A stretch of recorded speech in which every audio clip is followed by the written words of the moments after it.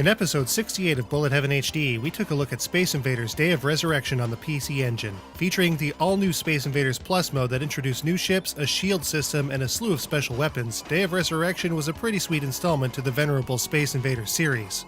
As it turns out, Taito would also release a whole new entry, Space Invaders 90, to the Sega Megadrive in 1990. This game would subsequently see release on the Sega Genesis in 1991 as Space Invaders 91. Space Invaders 91 in many ways borrows heavily from Day of Resurrection's Plus mode with many similar features. However, because of several added and missing features from Day of Resurrection, there are several key differences that make Space Invaders 91 a very different game from its PC Engine half-brother, despite originally being released the same year. Let's take a closer look.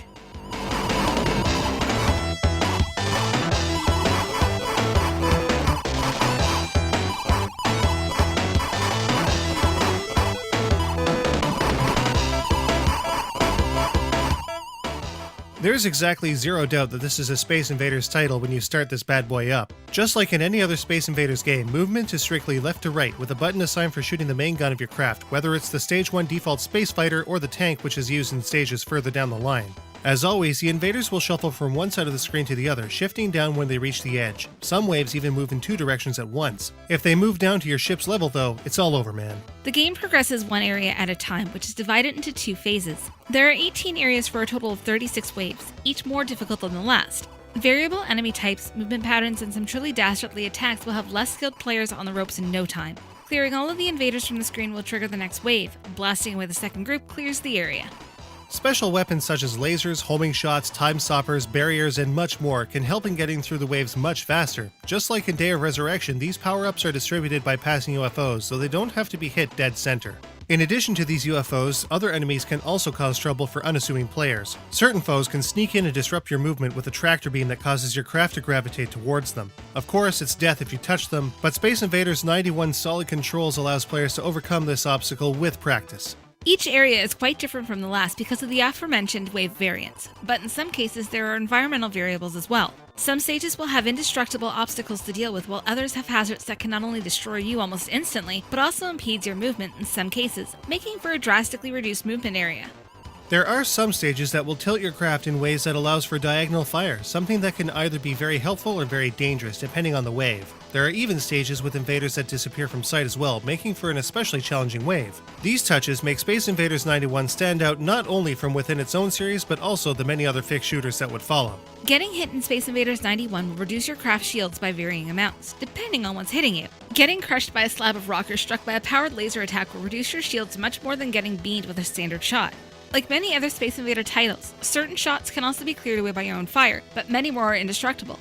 Granted, your movement is also a little on the slow side, as are your shots, which can only be fired once at a time. This makes Space Invaders 91 quite a bit of a beast difficulty-wise. With only one life on the outset and no real way to recover your shields without resorting to secret tricks, getting through Space Invaders 91's 18 areas unscathed could prove to be quite challenging indeed. Finding your rhythm and learning how each enemy type and wave behaves will get you further on the limited 3 credits that Space Invaders 91 gives its players. And of course, scoring well enough to gain extends helps.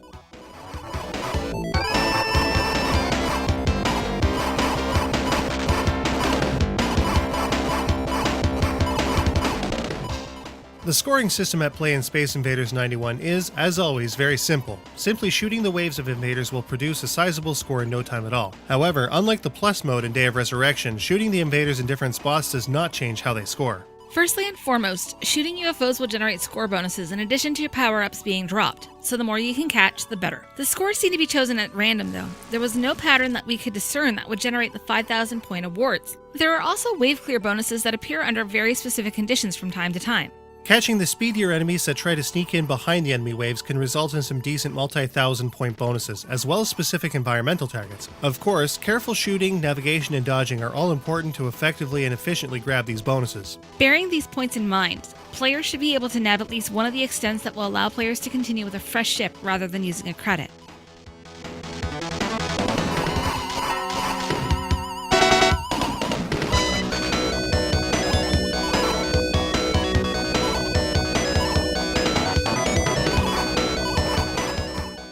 As with the Plus mode in Day of Resurrection, one of the strongest parts of Space Invaders 91 is its presentation. And so it would have to be. Space Invaders was originally released in 1978, and some serious audiovisual improvements would really have needed to be put in place for the graphics and sound-hungry gamers of the 16-bit era. Visually, Space Invaders 91 shakes things up with a bevy of different invader designs that keep things looking fresh and interesting throughout the entire game. Starting with gussied up classic invaders in blue, the enemy design is clear and works rather well.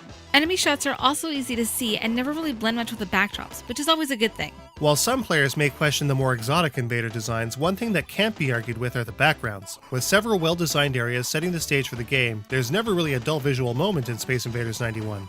Definitely a far cry from the 1978 original. There is a slight lack of detail compared to Day of Resurrection though. The tracks left behind from the tank's treads are absent, for example. While the visuals are pretty good, one thing that is just awesome in Space Invaders 91 is its sound. Starting with the sound effects used, player shots, the invaders, the UFOs, everything is well sampled and doesn't sound too tinny or metallic, which is a challenge on the Genesis in particular. Speaking of not being too metallic or tinny, the music in Space Invaders 91 is just amazing. This has to be the best OST the series has seen before the newer super stylized games like Space Invaders Extreme or Infinity Gene.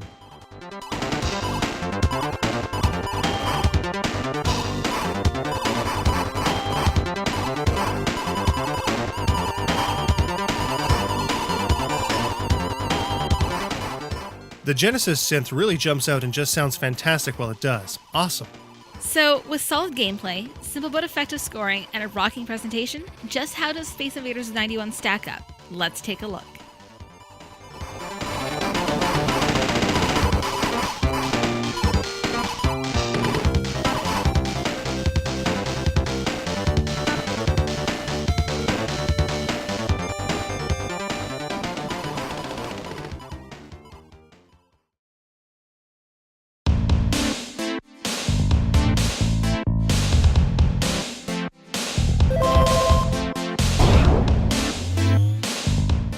The controls in Space Invaders 91 are solid, but a tiny bit slow. The single-shot mechanic isn't as fast as in Day of Resurrection. Space Invaders 91 has a challenge that won't leave players in its dust. A lot of practice and refinement will have to go into a player's game style. 18 rounds with 2 phases each can last quite a while. Factoring in the practice to nail a 1cc means quite a bit of playtime. Not as slick visuals-wise as Day of Resurrection, the invaders don't look as good as the PC Engine version.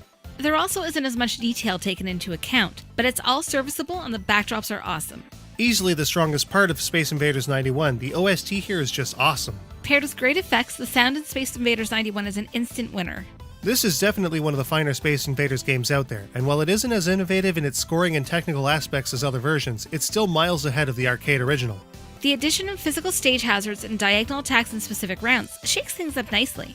Just like Space Invaders Day of Resurrection on the PC Engine, Space Invaders 91 is a pretty fun evolution to the Space Invaders series. Sure, there are many more games that have really upped the ante when it comes to their visuals and sound, but Space Invaders 91's flavor is one that retro junkies like us can really get behind. Space Invaders 91 gets a 4.25 out of 5. If you want to get a copy of Space Invaders 91 for your Genesis, you'll pay anywhere from $20 to $50 depending on completeness. Just make sure to get one with a case. Space Invaders 91 just so happens to have one heck of a badass cover.